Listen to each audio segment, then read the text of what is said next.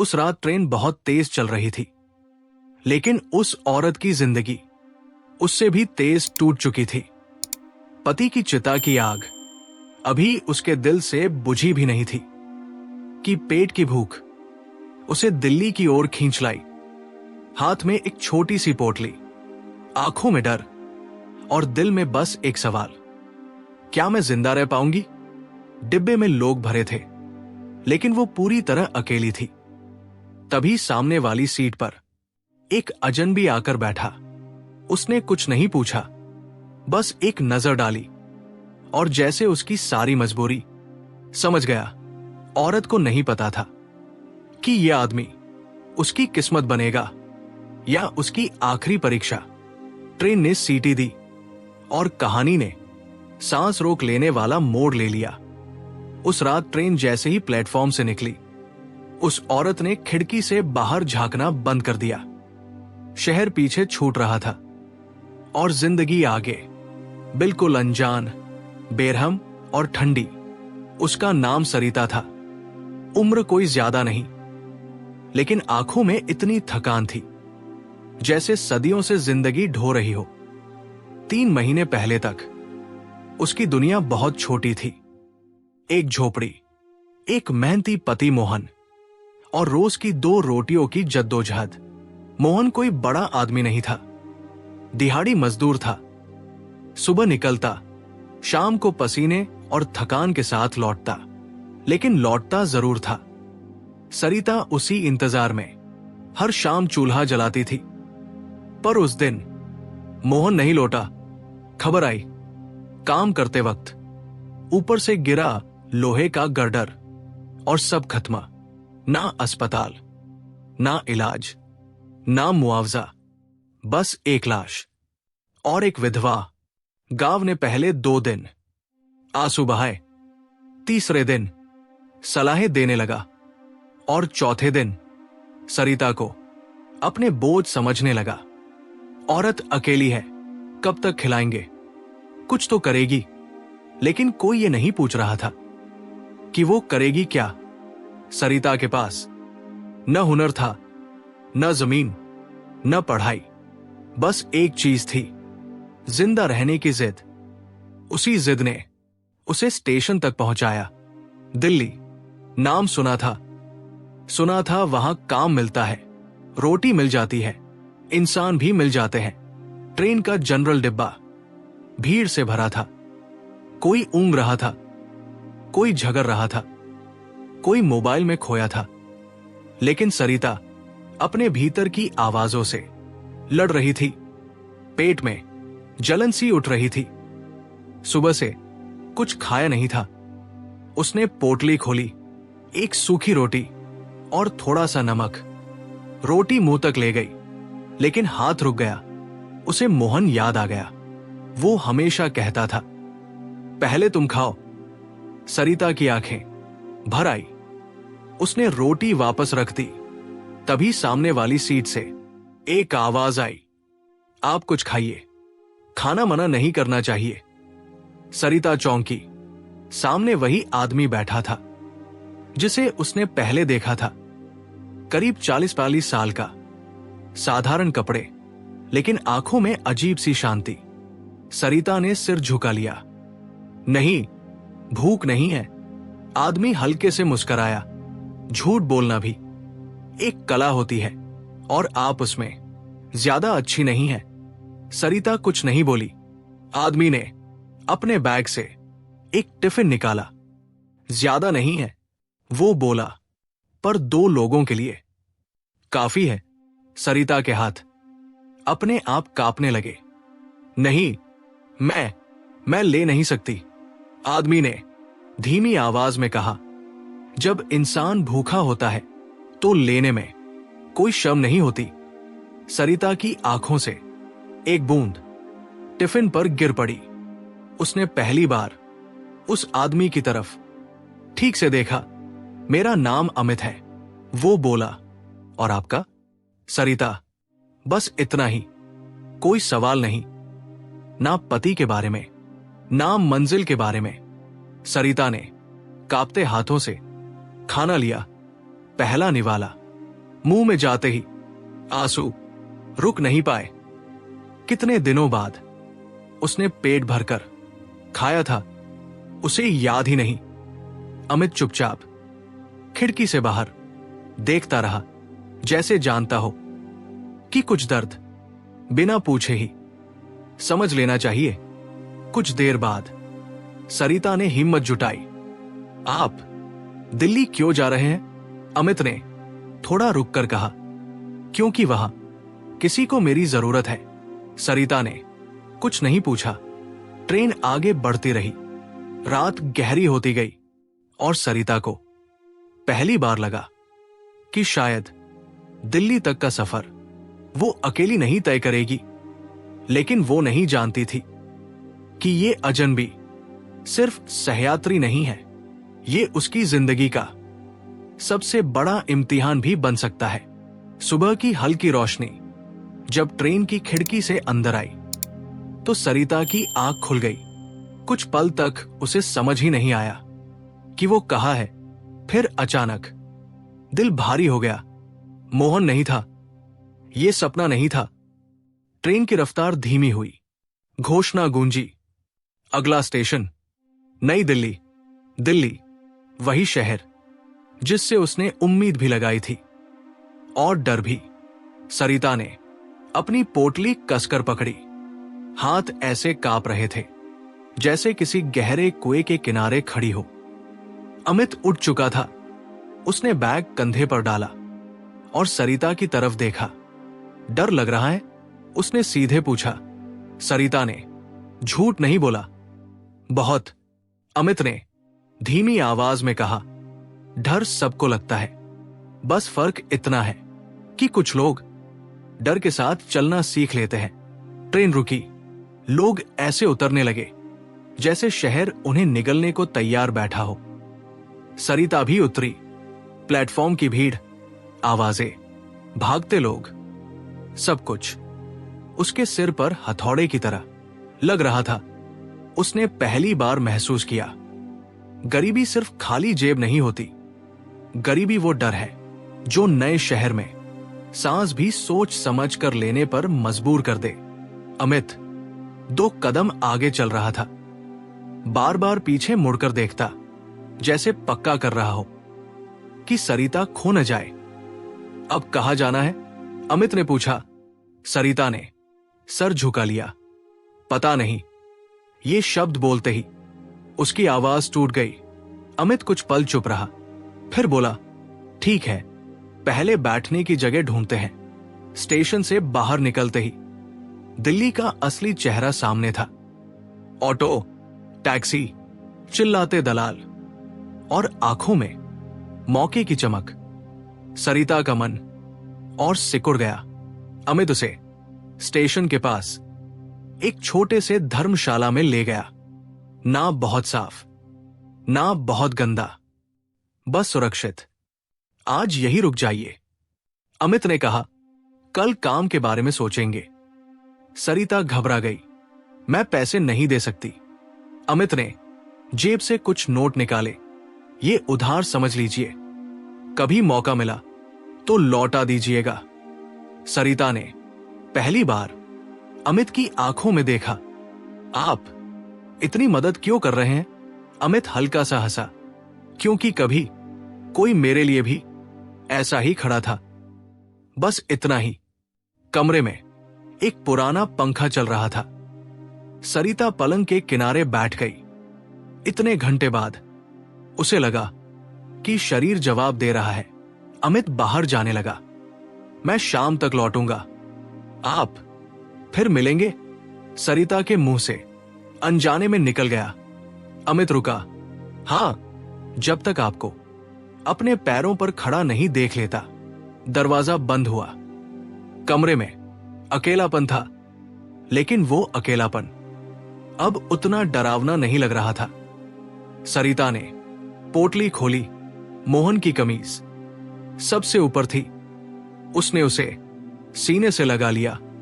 देख रहे हो ना, वो फुसफुसाई, मैं कोशिश कर रही हूं। शाम को अमित लौटा।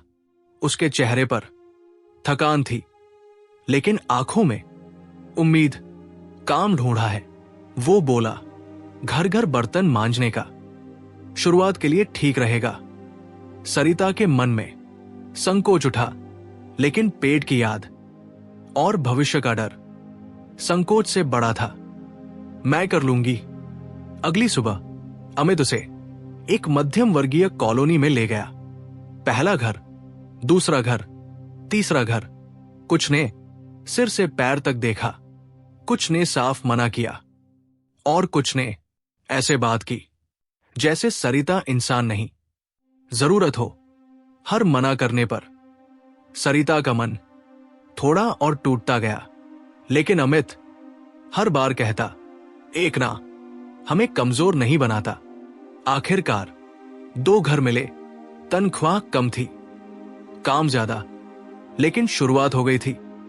शाम को सरिता ने अपने हाथ में पहली बार कमाए हुए पैसे पकड़े, कुछ सिक्के, कुछ नोट। लेकिन उस वक्त उसे लगा कि उसने दुनिया जीत ली हो। उसकी आंखों में आंसू थे, लेकिन ये आंसू कमजोरी के नहीं थे। वो अमित की तरफ देखी। धन्यवाद। अमित ने सिर हिलाया। धन्यवाद मत कहिए, बस आगे बढ़ते रहिए। सरिता नहीं जानती थी कि यह रास्ता अभी बहुत लंबा है, कि दिल्ली अभी अपनी कठोर सच्चाइयां दिखाने वाली है। और वो भी नहीं जानती थी कि अमित का अतीत भी उतना ही भारी है जितना उसका। ये तो बस शुरुआत थी। दिल्ली में तीसरा हफ्ता सरिता के लिए 3 साल जैसा भारी था। सुबह अंधेरे में उठना, कॉलोनी के फर्श पर झुके हुए हाथों से किसी और की गंदगी साफ करना, और शाम को थकान से टूटे शरीर के साथ धर्मशाला लौटना। लेकिन अब उसके चेहरे पर एक नई चीज थी, हिम्मत। 2 घरों का काम 4 हो गया था। हाथों की चमड़ी फटने लगी थी, कमर दर्द से सीधी नहीं होती थी, लेकिन पेट अब रोज भर जाता था। एक दिन काम से लौटते वक्त कॉलोनी के गेट पर एक औरत ने उसे रोका। अरे सुनो। उसकी आवाज में अजीब सी मिठास थी। काम चाहिए क्या? सरिता रुक गई। हां, औरत ने सरिता को सर से पैर तक देखा। रात का काम है, पैसा अच्छा मिलेगा। सरिता का दिल धक से रह गया। कैसा काम? औरत हंसी। अरे डर मत, घर में मेहमान आते हैं, बस चाय पानी, खाना पीना। कुछ शब्द जानबूझकर हवा में छोड़ दिए गए। सरिता ने पीछे हटते हुए कहा, मुझे नहीं चाहिए। औरत का चेहरा एक पल में बदल गया। जैसी तेरी औकात। सरिता तेज कदमों से वहां से निकल गई। उस रात वो सो नहीं पाई। उसे समझ आ गया था, दिल्ली सिर्फ काम नहीं देती, दिल्ली मौके ढूंढती है, कमजोरियों के। अगली सुबह जब वो काम पर गई तो एक घर में मालकिन ने साफ कह दिया, अब तुम्हारी जरूरत नहीं। कोई वजह नहीं, कोई बहस नहीं।